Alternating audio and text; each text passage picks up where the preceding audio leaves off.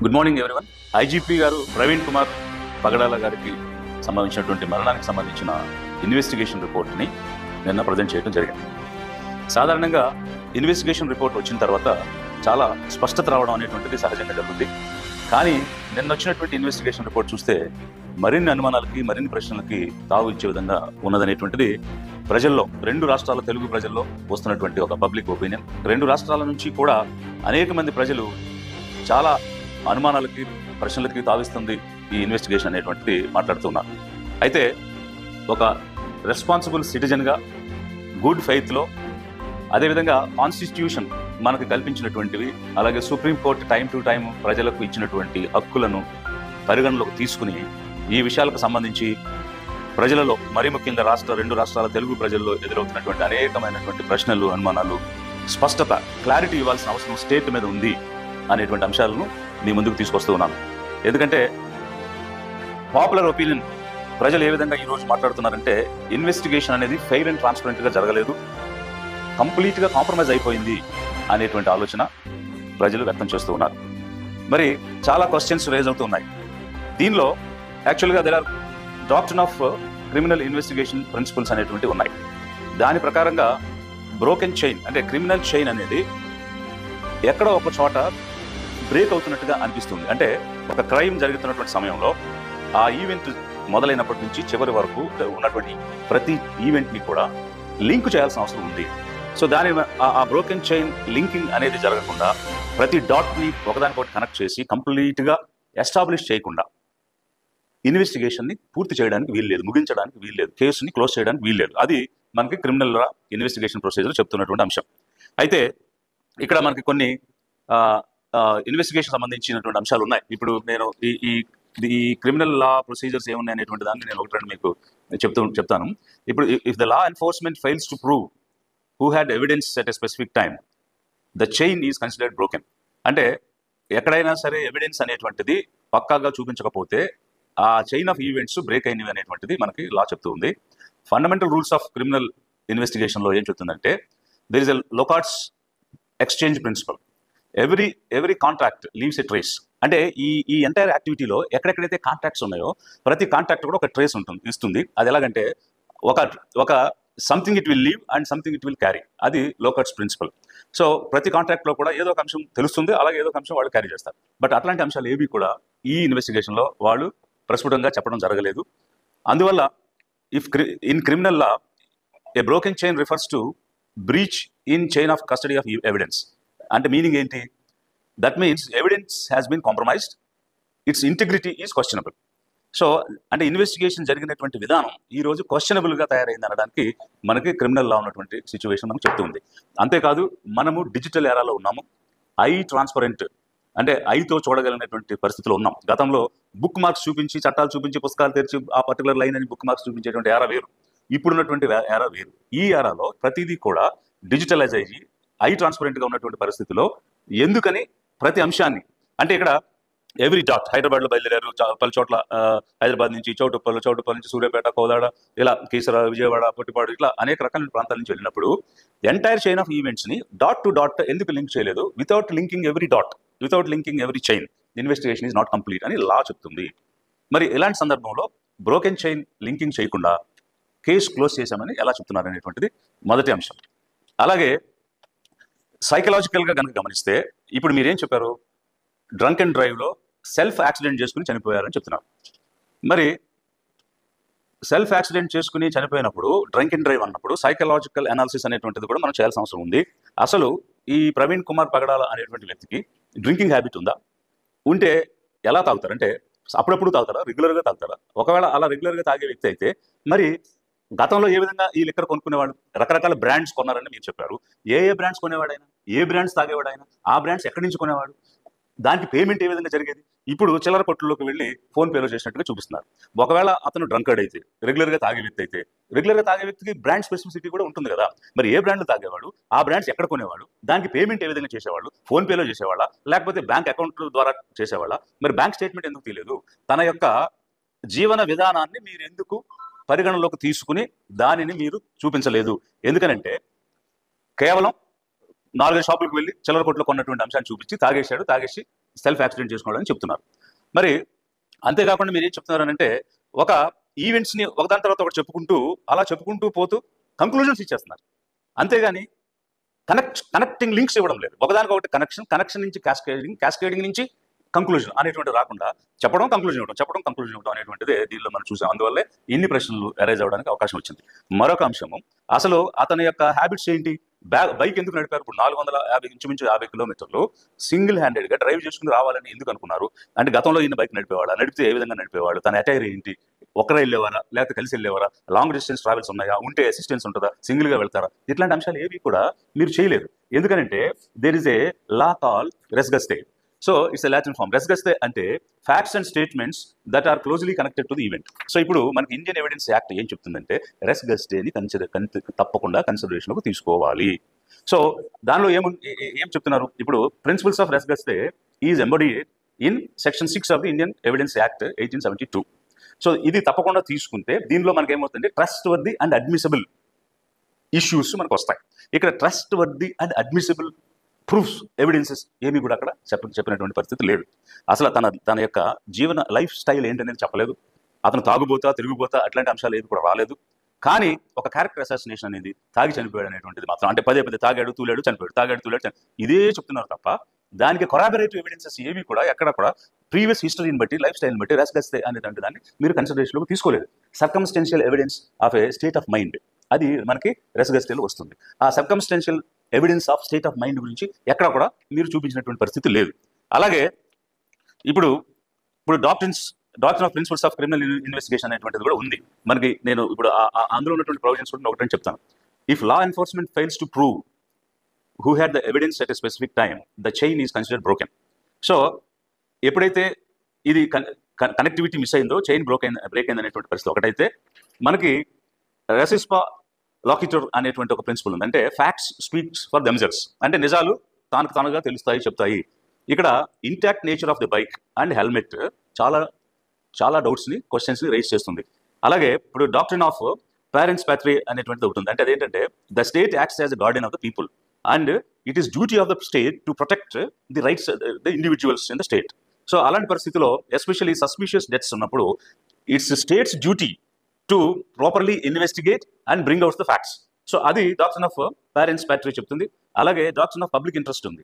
దీని ప్రకారంగా where there is a suspicious foul of play in deaths, concerned citizens or organisations can approach the court for seeking justice. అంతేకాకుండా doctrine of locus stand అనేది ఉంది. దీని ప్రకారం which allows non family members or organisations to seek intervention in the cases of suspicious deaths. అదేవిధంగా unexplained injuries strongly suggest external involvement in death. ఇవన్నీ కూడా మనకి doctrines and principles of criminal ఇన్వెస్టిగేషన్లో ఉన్నటువంటి అంశాలు. అంటే ఇక్కడ అన్ఎక్స్ప్లెయిన్డ్ ఇష్యూస్ ఈ సబ్జెక్ట్లో చాలా కనిపిస్తూ ఉన్నాయి.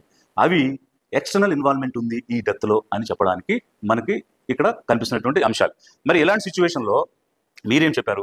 యాక్సిడెంట్, అది కూడా సెల్ఫ్ యాక్సిడెంట్, ఎవరు గుద్దలేదంటారు, ఎవరు తోయలేదంటారు. మరి అలాంటప్పుడు సెల్ఫ్ యాక్సిడెంట్ జరిగింది. సెల్ఫ్ యాక్సిడెంట్ జరిగితే మరి ఇంపాక్ట్ స్టడీ ఏమైనా చేశారా?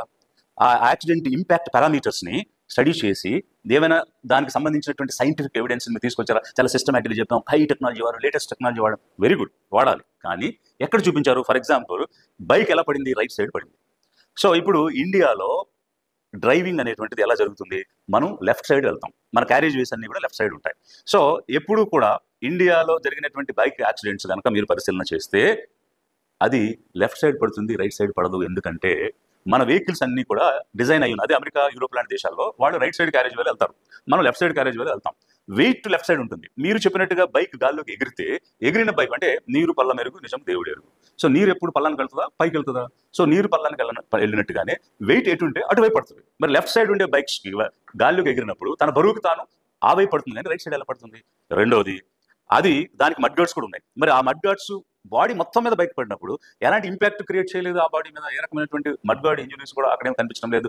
హెల్మెట్ ఏమో ఇంటాక్ట్గా ఉంది, గ్లాసెస్ ఇంటాక్ట్గా ఉన్నాయి. మాస్క్ ఫస్ట్ మినిట్ నుంచి లాస్ట్ మినిట్ వరకు ఉన్న మాస్క్ చిన్న గీత కూడా పడలేదు, చిన్న చినుగు కూడా లేదు. మరి ఏ విధంగా చెరగకుండా యాజ్ ఇట్ ఈస్గా అక్కడ పెట్టబడి ఉంది. మీరేమంటారు? బొక్కబారులుగా పడ్డారు, బైక్ ఎగిరి మీద పడింది. మరి బొక్కబారులుగా పడి ముఖానికి గాయాలైతే మరి ఇప్పుడు వెల్లకిలా ఉన్నాడు కదా, వెల్లకిలా ఉన్న వ్యక్తి మీద బైక్ ఎట్లా వచ్చి పడింది?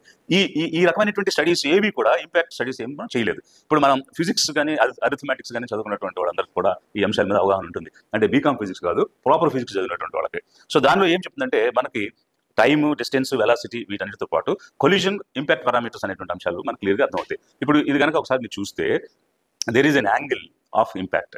సో ఇక్కడ మనకి ఇప్పుడు ఐన్స్టీన్ థియరీ ఉంది, E=mc² అని. అలాగే ఇప్పుడు రూదర్ఫర్డ్స్ స్కాటరింగ్ అనేటువంటిది మనకి జనరల్గా న్యూక్లియర్ ఫిజిక్స్లోను, అలాగే మెకానిక్స్లోను, క్లాసికల్ మెకానిక్స్లోను చెప్పేటువంటి అంశం ఇది. సో దీని ప్రకారంగా ఏ విధంగా అంటే ఇక్కడ రెండు రకాల హెడ్ ఆన్ కొల్యూజనా లేకపోతే ఒక ఆబ్జెక్ట్ ని కొల్యూజనా? ఇక్కడ హెడ్ ఆన్ కొల్యూజన్ లేదు, వెళ్ళి ఒక ఆబ్జెక్ట్ ని కొల్యూడ్ అవ్వడం జరిగింది. హెడ్ ఆన్ కొల్యూజన్ లో ఇంపాక్ట్ పారామీటర్ 0 ఉంటుంది. బట్ ఇక్కడ హెడ్ ఆన్ కొల్యూజన్ కాదు కాబట్టి ఇంపాక్ట్ పారామీటర్ 0 కంటే ఎక్కువ ఉంటుంది. మరి దాన్ని ఏ విధంగా మీరు సైంటిఫిక్ గా అనలైజ్ చేశారనేది ఒక అంశం అయితే, ఇక్కడ క్లియర్ గా ఏం చెప్తుందంటే the perpendicular distance between the path of a object, example car కానీ, అలాగే the centre of target another vehicle కానీ, అనదర్ ఆబ్జెక్ట్ కానీ, at the point of closest approach is the key parameter for understanding the dynamics of the collision. So collision అర్థం చేసుకోవడానికి key parameter అది ఉంటుంది. Its value అంటే the parameter value influence the severity and direction of the impact, అది చెప్తుంది. So దీని ప్రకారంగా మనము యాక్సిడెంట్ రీకన్స్ట్రక్షన్ చేయాలి.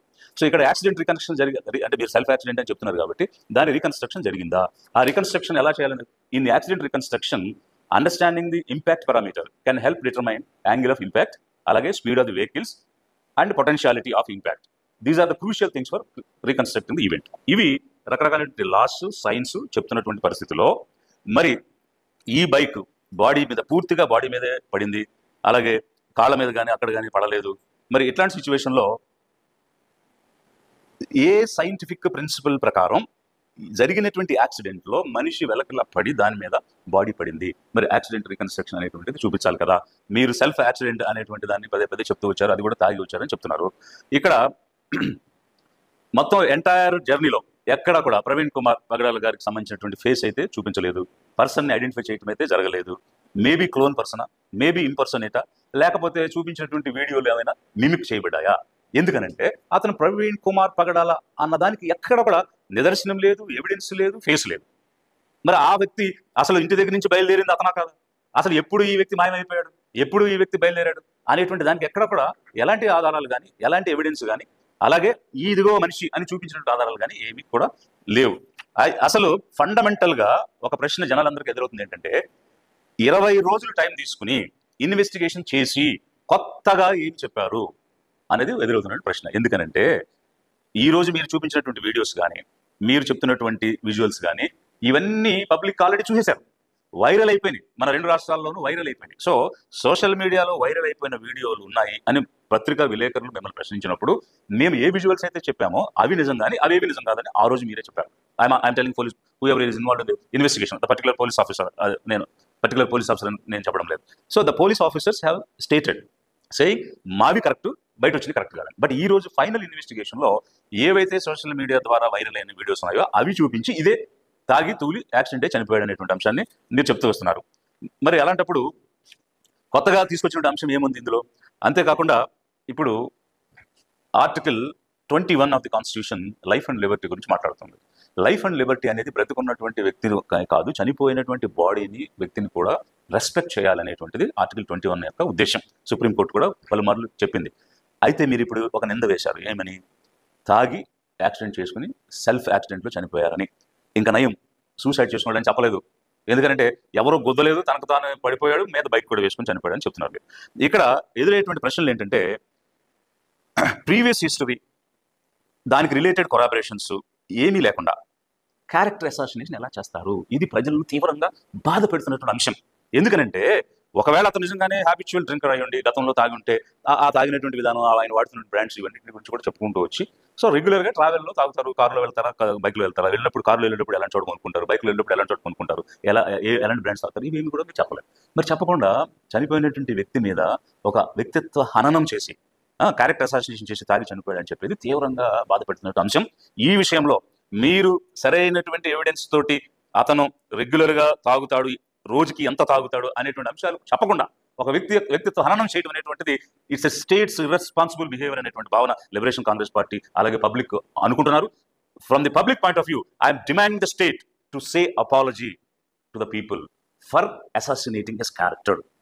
అదేవిధంగా మరి ఈ ఇన్వెస్టిగేషన్ అంతా కూడా యాక్సిడెంట్ అన్నదే పోలీస్ ఆఫీసర్స్ నుంచి వింటున్నాం తప్ప హత్యా కోణంలో ఇన్వెస్టిగేషన్ జరిగిందా, హత్యా కోణంలో మేము ఇన్వెస్టిగేషన్ చేశాము ఏ రకంగా అంటే జనరల్గా పబ్లిక్ ప్రాసిక్యూషన్ సైడ్ నుంచి ఎప్పుడూ కూడా ఇన్అడ్మిసిబుల్ ఎవిడెన్సెస్ అనేటువంటివి లేకుండా ఇన్వెస్టిగేషన్ చేస్తారు, సో దట్ అదర్స్ అడ్వాంటేజ్ తీసుకోకుండా ఉండడానికి కోసం. ఇక్కడ అన్ని అడ్మిసిబుల్గానే కనిపిస్తూ ఉన్నాయి. మరి హత్యా కోణంలో ఇన్వెస్టిగేషన్ చేసినట్టు కానీ దానికి అనుగుణంగా మీరు ఏం ఫైండింగ్స్ ఇచ్చారనేటువంటిది కానీ ఎక్కడ కూడా చెప్పలేదు. ఫర్ ఎగ్జాంపుల్ మీరు మొదటి ప్రిలిమినరీ రిపోర్ట్ ఇచ్చినప్పుడు ఆల్కహాలిక్ అనేటువంటి అంశం చెప్పలేదు. మన రెండు రాష్ట్రాల్లో జరిగినటువంటి అంశాలు కనుక ఒకసారి చూస్తే మంత్రి నారాయణ గారి కుమారుడు హైదరాబాద్లో చనిపోయినప్పుడు వెంటనే మద్యం తాగి చనిపోయాడని ధృవీకరించారు. అదేవిధంగా సినీ నటుడు బాబుమోహన్ గారు కుమారుడి విషయంలో కూడా అలాగే వెంటనే చెప్పారు. అలాంటిది మరి ప్రవీణ్ కుమార్ పగడాల గారు మరణించినప్పుడు ప్రిలిమినరీ పోస్ట్ మార్టంలో అంటే మామూలుగా తాగుతూ డ్రైవ్ చేస్తే అప్పటికప్పుడు బ్రెదర్ అనాలిసిస్ చేసి తాగాడని చెప్తారు. బాడీ మీ టేబుల్ మీదకి వచ్చింది, అప్పుడు ఎందుకు ఆల్కహాలిక్ అనేటువంటి విషయాన్ని మీరు చెప్పలేదు. మరి తలకి పెదాలకు మాత్రమే గాయాలు ఉన్నాయని ఇప్పుడు చెప్తున్నారు, అంతకుముందు తలకి గాయం ఉన్నటువంటి అంశాన్ని కూడా మీరు చెప్పలేదు. మరి ఫోన్ పే అంటున్నారు. మరి అసలు ఆ వ్యక్తి ప్రాక్సియా క్లోనా అనేటువంటిదే తెలియదు. ప్రవీణ్ కుమార్ పగడాలని ఎక్కడ మీరు నిరూపణ చేయలేదు, ఫేస్ చూపించలేదు. మరి ఫోన్ హ్యాక్ చేసుకుని లేకపోతే అతని ఫింగర్ ప్రింట్ తీసుకుని దాని మీద నుంచి పేమెంట్ చేసి ఉండొచ్చు కదా. దానిని మనం ఎవిడెన్స్గా ఏ విధంగా తీసుకోగలుగుతాము అనేటువంటిది ప్రజల్లో ఎదురవుతున్నటువంటి ప్రశ్నలు. వీటితో పాటు మరికొన్ని ప్రశ్నలు ప్రజల్లో ఉన్నాయి. అవి క్లుప్తంగా నేను 1-2 విషయాలు మీ దృష్టికి తీసుకొస్తాను. ఇప్పుడు అసలు క్రొత్తగా ఏం కనిపెట్టారు పోలీస్ ఇన్వెస్టిగేషన్లో అనే అంశాన్ని తీసుకున్నప్పుడు సీసీటీవీ ఫుటేజెస్ గురించి వచ్చింది. ఇక్కడ మీరేం చెప్పారు, సీసీటీవీ ఫుటేజెస్ వైరల్గా ఉన్నాయంటే మేము ఇచ్చిన అవి రైట్ కాదు, పరిగణలోకి తీసుకోవద్దు అన్నారు. అలాంటి ఈ రోజు ఏం చెప్పారు, ఏవైతే వైరల్ అయినాయో అవే ఇన్వెస్టిగేషన్లో వచ్చినటువంటి అంశాలు చెప్తున్నారు.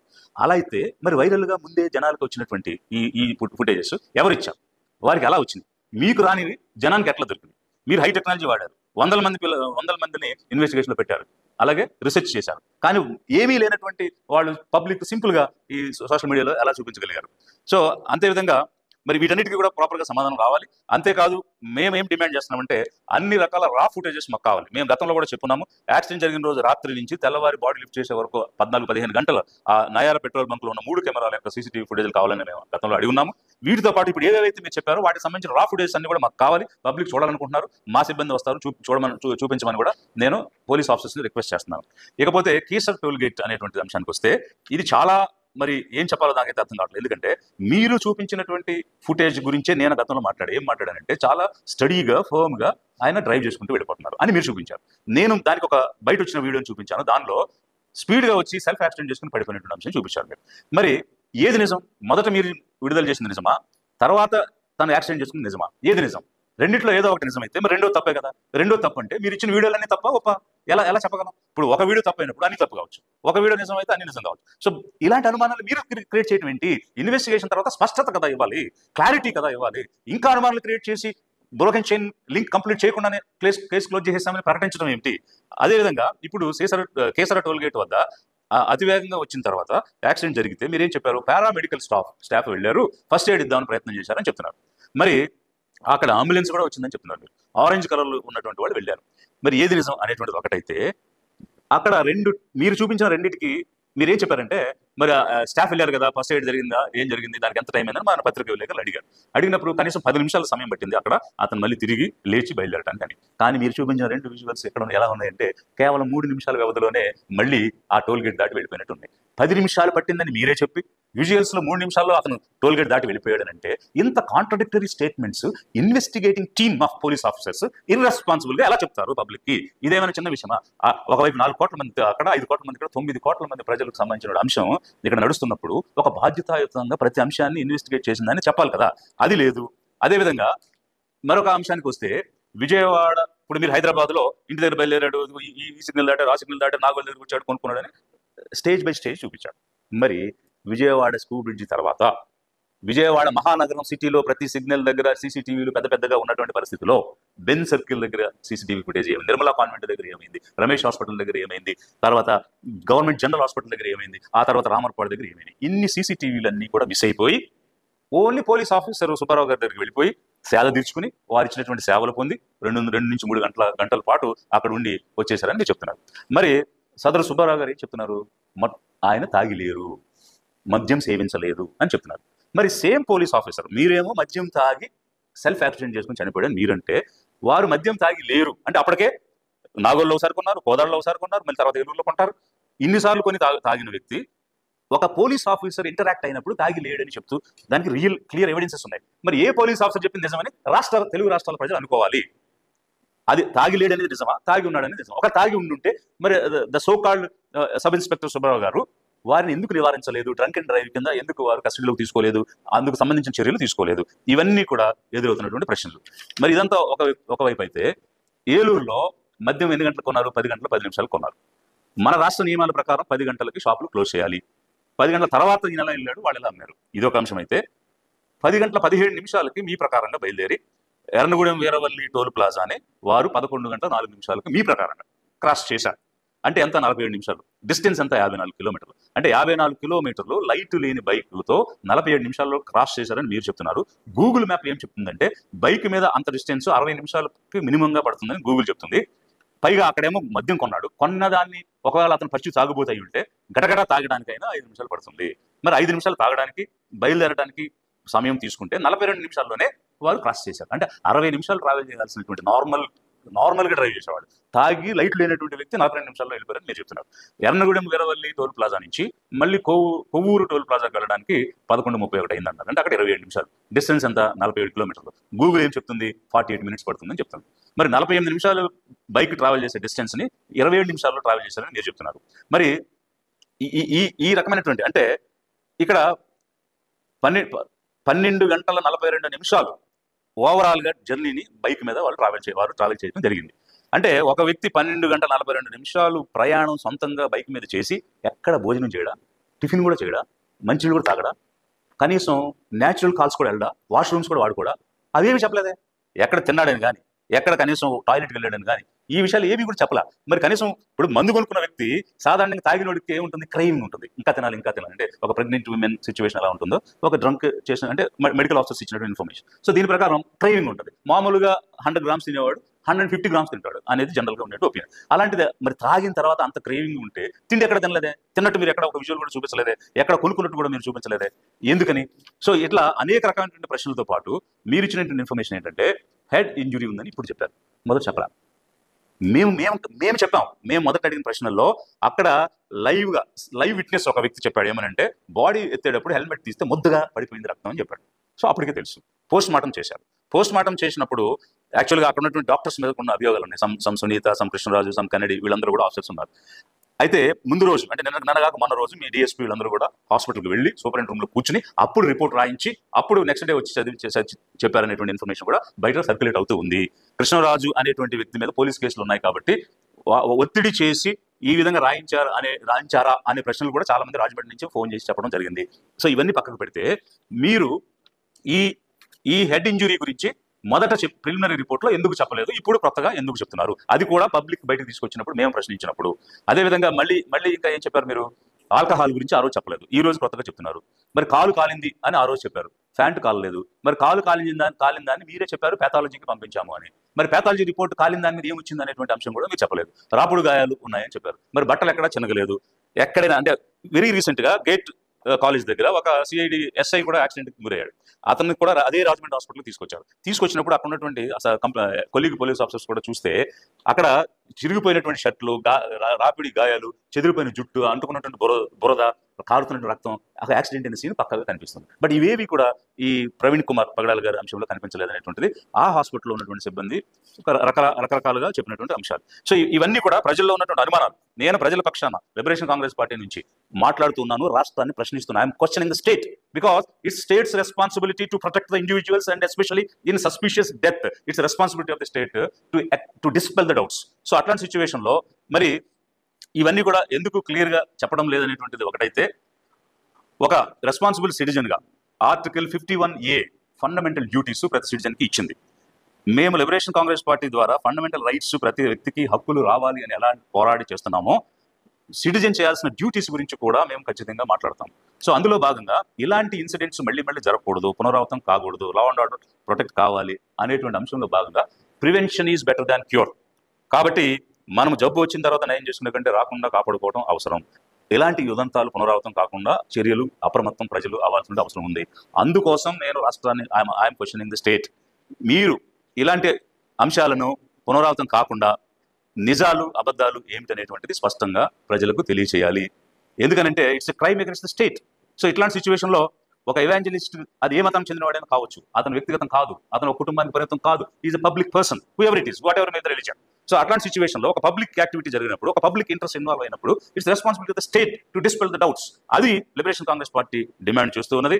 అంతేకాకుండా ఇక్కడ వ్యక్తిగతంగా చూస్తే, అంటే నాకు వ్యక్తిగతంగా అయితే with any police officer I have good relations. For that example that IGP Ashok is a seasoned officer, he has a good track record. But ఇక్కడ ప్రజల అభిప్రాయం ఏ విధంగా ఉందంటే ఇన్వెస్టిగేషన్ కాంప్రమైజ్ అయ్యింది. స్టేట్ ప్రొటెక్ట్ చేయాల్సిన స్టేట్ ఈ రోజు నిజాలు చెప్పలేదు, అనుమానాలు తీర్చలేదు.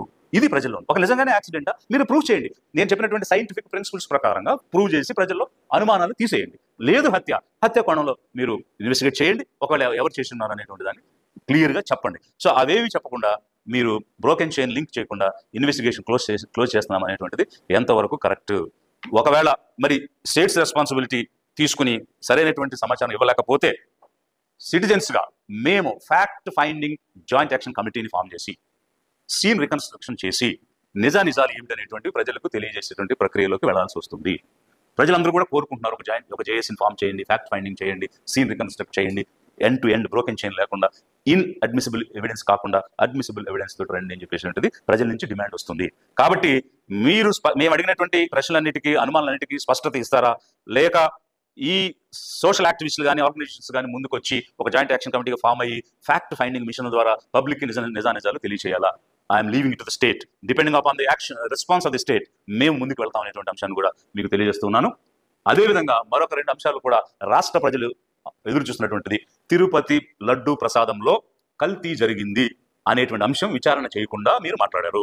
మరి దానికి సుప్రీంకోర్టు తప్పుపట్టి ఒక కమిటీని వేయండి విచారణ చేయమని చెప్పింది. మీరు కమిటీ వేశారు, విచారణ చేశారు, దానికి టైం ఇచ్చారు. మరి టైం ఇచ్చిన తర్వాత ఆ రిపోర్ట్ ఎందుకు రాలేదు? ఈ అంశం దేశంలోనే కాదు ప్రపంచవ్యాప్తంగా లార్డ్ వెంకటేశ్వరాన్ని పూజించేటువంటి ప్రతి ఒక్కరూ కూడా నిజం తెలుసుకోవాలని కోరుకుంటున్నారు.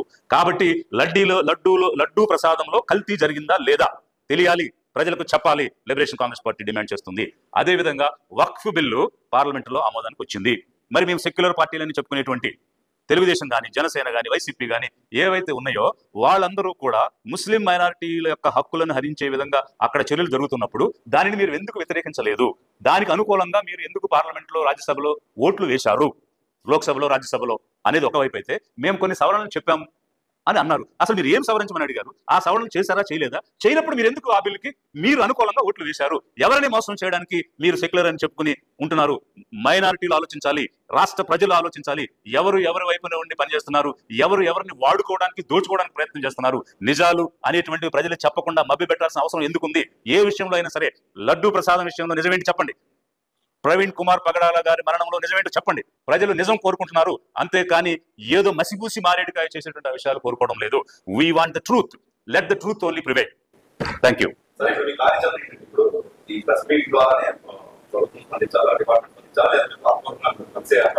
మేము ఏవైతే ఈరోజు పలు అంశాలు లేవనెత్తామో, సైంటిఫిక్ ఎవిడెన్సెస్ కానీ, క్రిమినల్ లా ప్రొసీజర్స్ కానీ, డాక్టరీన్స్ కానీ, వీటన్నిటినీ కూడా పరిగణలోకి తీసుకుని ఈ అంశాలన్నీ కూడా మీరు ఇన్వెస్టిగేషన్లో చేశారా? ఒకవేళ చేసి మనకు అన్ని వివరాలు చెప్పలేదా?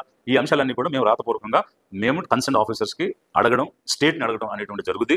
సరైనటువంటి సమాధానం రాకపోతే మేము ఎవరైతే సోషల్ యాక్టివిస్టులు ఉన్నారో, ఎవరైతే నిజ నిర్ధారణ కోసం కోరుకుంటున్నారో వీరందరి యొక్క సమక్షంలో కావాల్సినటువంటి విధంగా ఒక fact finding mission joint action కమిటీని ఏర్పాటు చేసే విధంగా వారందరితో కూడా సంప్రదించి ముందుకు వెళ్తాము. అంతేకాకుండా లిబరేషన్ కాంగ్రెస్ పార్టీ కూడా ఎక్కడ ఎప్పుడు ఏ తప్పు జరిగినా దానిని ప్రజలకు నిజాలు తీసుకెళ్లేటువంటి అంశంలో ముందుకు వస్తుంది.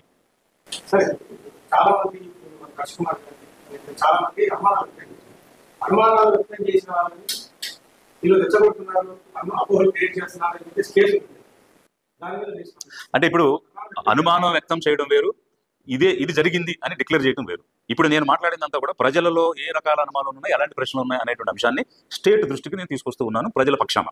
సో దీనికి బాధ్యత చెప్పాల్సినటువంటి అగత్యం రాష్ట్రానికి ఉంటుంది. సో అందువల్ల జవాబు చెప్పాలి, ఆ బాధ్యత వారికి ఉంది. ఎందుకంటే ప్రజల్లో ఇవన్నీ ఉన్నాయి. ఇప్పుడు 5 కోట్ల మంది ప్రజలు వచ్చి మాట్లాడలేరు, వారి తరపున ఉన్నటువంటి ప్రతినిధులు మాట్లాడతారు. సో ప్రజల ప్రతినిధిగా నేను వాళ్ళ మదర్లో ఉన్నటువంటి సంశయాలు, అనుమానాలు, ప్రశ్నలు నేను రాష్ట్రం దృష్టికి తీసుకొస్తున్నాను. State has to respond. దీనిలో నోటీస్ ఇచ్చేటువంటి పరిస్థితి ఏమి ఉండదు. ఎందుకంటే I have not decided anything, I have not declared anything. I'm asking the state to respond and bring out the truth.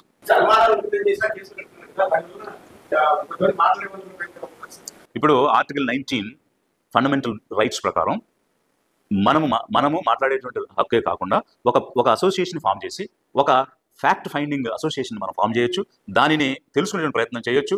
దాని ద్వారా వచ్చినటువంటి కొరాబరేటివ్ ఎవిడెన్సెస్ తోటి ఇది నిజమని ప్రజలకు చెప్పొచ్చు. రాజ్యాంగం ఆ హక్కు ఇచ్చింది.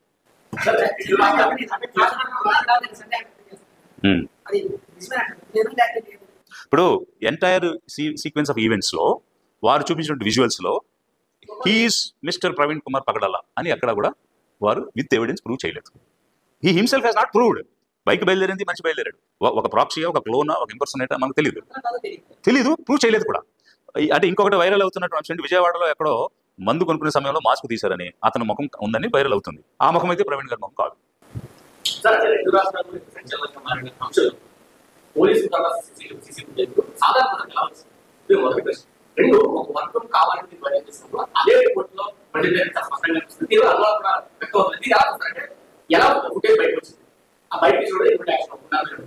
యా, ఇది యాక్చువల్గా మేము కూడా అడిగి ఉండాల్సింది ఏమంటే, అసలు ఈ రోజు మీరు అఫీషియల్ అని చెప్తున్నటువంటి అధికారికంగా ధృవీకరించినటువంటి విజువల్స్ ముందుగానే పర్టికులర్ మీడియాస్లో, పర్టికులర్ ఛానల్స్లోకి ఎలా వచ్చాయి? అది కూడా ఒక కేటగిరీకి సంబంధించిన ఛానల్సే వచ్చాయి, ఒక కమ్యూనిటీకి సంబంధించిన ఛానల్స్లోనే వచ్చాయి. అలా ఎందుకు వచ్చాయి అనేది ఒకటైతే, ఇవి ఎలా బయటకు వచ్చాయి, అలా వచ్చినందుకు ఇవి మీవైతే అధికారికంగా మీవని మీరు కనుక క్లెయిమ్ చేస్తే అప్పుడు దాని మీద ఎలాంటి చర్యలు తీసుకుంటారు? రెండవది, ఇది యాక్సిడెంటే అని గత 20 రోజులుగా ప్రూవ్ చేయాలని ప్రయత్నం చేసినటువంటి ఛానల్స్ యొక్క ఇంట్రెస్ట్ ఏంటి? మీకెందుకు? ఇప్పుడు ఏదైనా ఒక ఇన్సిడెంట్ జరిగింది, అది తప్ప ఒప్పో తెలియదు, యాక్సిడెంట్ అయితే ఓకే, హత్య అయితే తెలియాలి. సో ప్రజలు కోరుకుంటున్నారు ఇర్రెస్పెక్ట్ ఆఫ్ ది రిలీజియన్. సో ఇది it's not a religious matter, it's a peoples matter, it's public interest. So అందువల్ల ప్రజలకు నిజం తెలియాలి అన్నదే మా యొక్క వాదన. మీరు ముందుగా లీక్ అయితే ఎలా లీక్ అయిన అనేది కూడా ఇన్వెస్టిగేట్ చేయండి. దానికి బాధ్యులు ఎవరు చర్య తీసుకోండి. ఏం చర్య తీసుకున్నారో ప్రజలకు చెప్పండి.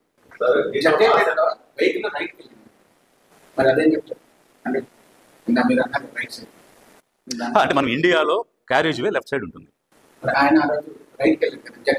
అంటే ఆపోజిట్ సైడ్ వెళ్ళాడు. అదే విజువల్ ఇచ్చింది వాళ్ళు. ఇప్పుడు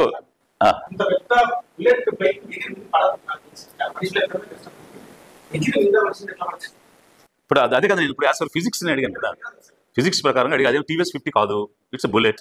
సో ఇప్పుడు బుల్లెట్ వెయిట్ వేరు, మనిషి వెయిట్ వేరు. ఎవరి వెయిట్ ఎక్కువ ఉంటుంది?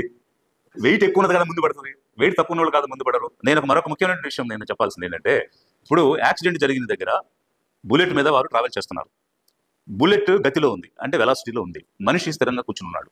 సో స్థిరంగా కూర్చున్న వ్యక్తి వెలాసిటీతో వెళ్తున్నటువంటి బైక్ ఒక్కసారిగా హిట్ అయినప్పుడు ఎలాంటి వెలాసిటీ లేని వ్యక్తి వెళ్ళి పడేటువంటి ఇంపాక్ట్, వెలాసిటీతో వెళ్ళి ఆబ్జెక్ట్ పడేటువంటి ఇంపాక్ట్ ఒకేలా ఎలా ఉంటాయి? నేను ఇంతకుముందు అడగాల్సిన అంశం మీరు రిమైండ్ చేసి మంచి పని చేశారు. సో గతిలో ఉన్న ఆబ్జెక్టు, స్థిరంగా ఉన్న ఆబ్జెక్టు ఒక్కసారిగా హిట్ అయినప్పుడు ఒకే చోట ఎలా పడతాయి? ఫిజిక్స్ ద్వారా ప్రూవ్ చేయండి, మీరు సైంటిఫిక్గా ప్రూవ్ చేయండి. Because vehicle is in velocity, but man is sitting only, he's travelling along with the vehicle, he has no self velocity అతనికి లేదు. లేనప్పుడు వెలాసిటీ ఉన్న ఆబ్జెక్ట్ పడినట్టుగానే సెల్ఫ్ వెలాసిటీ లేని ఆబ్జెక్ట్ కూడా ఎలా పడుతుంది? హెడ్ ఆన్ కొల్యూషన్ జరిగినప్పుడు ఒక రెండు రైళ్లు 2 కార్లు గుద్దుకున్నప్పుడు ఉండే విధానం వేరు, ఇది వేరు.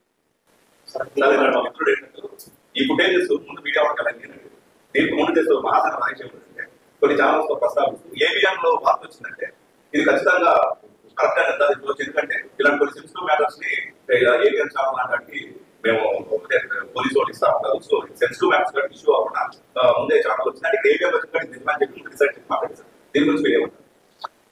పోలీస్ ఆఫీసర్స్కి అలాగే స్టేట్కి మేము డిమాండ్ చేసేది ఏంటంటే, వైరల్గా మారిన వీడియోస్ మాకు సంబంధం లేదని డిస్క్లైమ్ చేసుకున్న డిపార్ట్మెంటే ఈరోజు అవే అఫీషియల్ ఆథరైజ్డ్ వీడియోస్ అని ఇన్వెస్టిగేషన్ ద్వారా ప్రూవ్ చేశామని చెప్తున్నారు. That means what? Either you might have leak the videos or investigation చేయకుండా ఆ వీడియోలు తీసుకుని ఇదే ఇన్వెస్టిగేషన్ అని చెప్పున్నారు. ఈ రెండింటిలో ఏది నిజం? ఆల్రెడీ సర్క్యులేషన్ ఉన్న వీడియోలు తీసుకుని ఇదే ఇన్వెస్టిగేషన్ అని చెప్పింది నిజమా, లేకపోతే మీ దగ్గర ఉన్న వీడియోస్ లీక్ అయ్యి వాళ్ళు లీక్ చేయడం నిజమా? ఏది నిజమైనా కూడా జనాలు చెప్పలేదు. ఒకవైపు అయితే దానికి బాధ్యులు ఎవరు, ఆ రకమైనటువంటి తప్పు జరగడానికి బాధ్యులు ఎవరు, ఆ అధికారుల మీద, స్టాఫ్ మీద చర్య తీసుకోండి. తీసుకున్న చర్య ఏమిటో కూడా ప్రజలకు చెప్పండి. నాకు అనేక మంది ఫోన్ల ద్వారా వ్యక్తిగతంగా కలిసి మాట్లాడారు, irrespective of the cost, religion, creed. So ఇక్కడ ఏంటంటే ఇది ఒక పబ్లిక్ సబ్జెక్ట్. నేను ఫీల్డ్ కూడా తిరుగుతున్న గ్రామాలకు కూడా వెళ్ళాను. వెళ్ళినటువంటి సందర్భంలో రకరకాలుగా చాలా మంది నా దృష్టికి తీసుకొచ్చారు. అందుకోసమే దీన్ని